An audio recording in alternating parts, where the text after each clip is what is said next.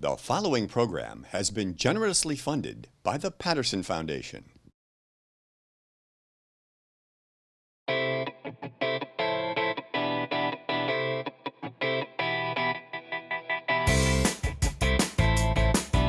This book is cool.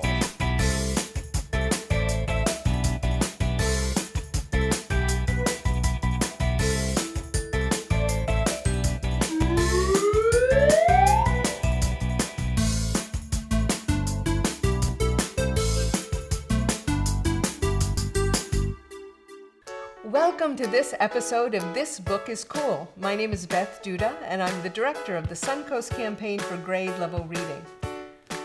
The book we're going to be talking about today is A Boy Called Bat, and it was written by Elana K. Arnold.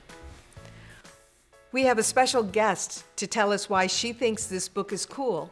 Today with us we have Bronwyn Beightol, who works with United Way Suncoast in Manatee County. Hi, Bronwyn. Hi, Beth. I'm so happy to be here. I'm so happy that you are here and to share this wonderful book with us. It's one that I am very, very fond of. Can you tell us one of the reasons why you think this book is cool?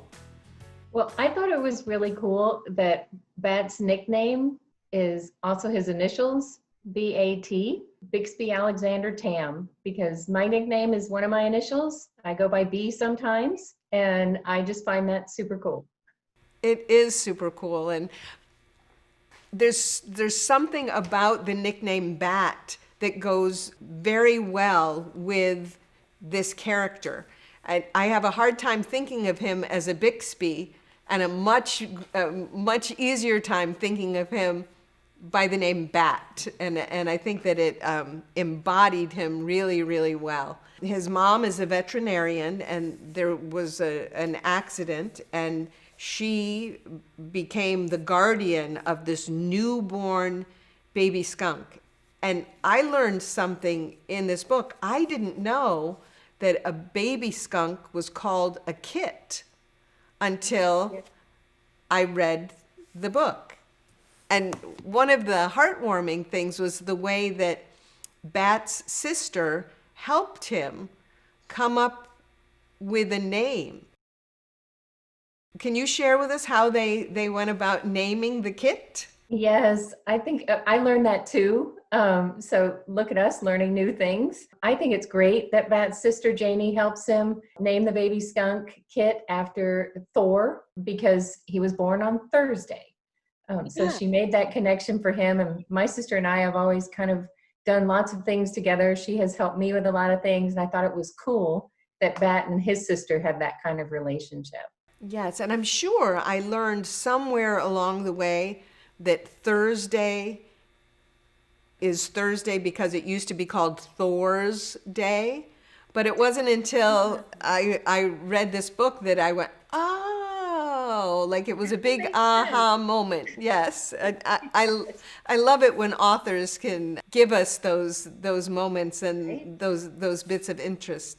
Now, one of the interesting things about Bat is that he has very definite ideas on how his life should be.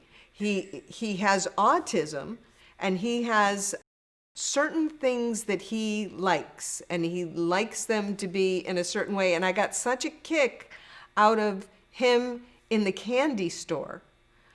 Do you remember that part of the book? I like that he only wants 11 green and blue M&Ms. No other colors, just 11 green and blue. And because my favorite color is red, I totally understand that. There are many times I only want red of things. Yes. And I just think that's very cool. He knows who he is, and he knows what he likes, and he's willing to put that out there.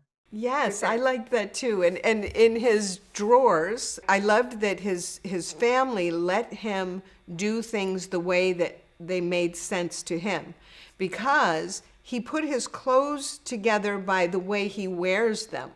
So he had one drawer that had long pants and long shirts and long underwear, and that was his drawer for when it was cold. And then he had another drawer that was, hot weather clothes. And at first, his mother tried to get him to do it in what she thought was the normal way, putting all the t-shirts in one drawer and all the pants in another drawer. But once Bat was able to explain why he did it the way he did it, people were like, oh, okay, you be you. Yeah. Because who's decided what the normal way is? We all decide what the normal way is for ourselves. And I just think that that's one of the things I like a lot about Bat, is just over and over again, he knows who he is. And I think that's cool. I do too. And he has some growth in the book as well, because he is happier kind of being by himself. He doesn't like to be bothered by a whole lot of other people. And in the beginning of the book, he doesn't really have very many friends. But Thor, his little baby skunk, helps him to make his very first friend. And at the end of the book, his friend Israel comes over to the house, and we see that Bat has grown in some way. Can you share with us how we can tell that he's growing? Yes, because when Israel came over, at first, he didn't want to allow him to hold Thor or be too connected with Thor. But he decides to take a chance, and he trusts him, and he allows him to hold him, and he believes that he can keep Thor safe. And his trust paid off. It showed a lot of courage, because Thor means a lot to him. But he took that chance, and his friend didn't let him down. And I think that that's the kind of friend that we can all be, but it also shows just how cool it is when you show that kind of courage and when you trust. It's a great story. I learned so much about skunks that I didn't know. And one of the things that tickled me in the book is that the skunk expert has a really unusual name, Dr. Jerry Dragoo, which I just thought was an interesting name, and I thought that the author made it up. But then in the author notes, we discover that Dr. Jerry Dragoo is really a skunk expert. And who knew? I know. It's one of those surprising things that made me love the book even more. It just shows how many different things about books lead to knowledge. You can just learn so many things from a lot of different angles, and that's pretty cool. And what kind of name is Dr. Jerry Dragoo? I love it. It's meant to be in books. It is. I agree. So are there any words of wisdom you'd like to share with us about the importance of reading this summer? I think reading is the gate, just a pathway to life, any kind of life. So just as Bat kept deciding who he was and how he wanted to live it, reading helps us do that. Reading helps us lead and guide our own lives and create our wildest imagination and bring that to life. So I can't say enough about reading. It means a lot to me. It's my connectivity with the world. And I think that anytime you read over the summer, there's so much fun and joy and so many adventures, especially when we're at home. I agree. That's right. Well, thank you for spending time with us today. Thank you for sharing this great book with us. And I look forward to seeing you in person very soon. I do too. Thank you so much for inviting me. I enjoyed talking to Bronwyn about A Boy Called Bat. Really wonderful books can be something to share with your friends. And I think this book definitely qualifies as a really wonderful book.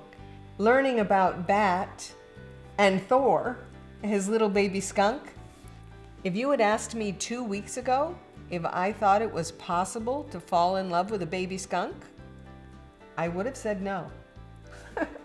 But because of this book, now I would say yes with exclamation points. It's wonderful to read about new things and new experiences, and to find out that maybe what you always thought about yourself isn't necessarily the way it always has to be. Our author has also given us some great words for our word bank. The first word is the word kit. Kit. A kit is a young or undersized fur-bearing animal, like a beaver, a raccoon, or a skunk.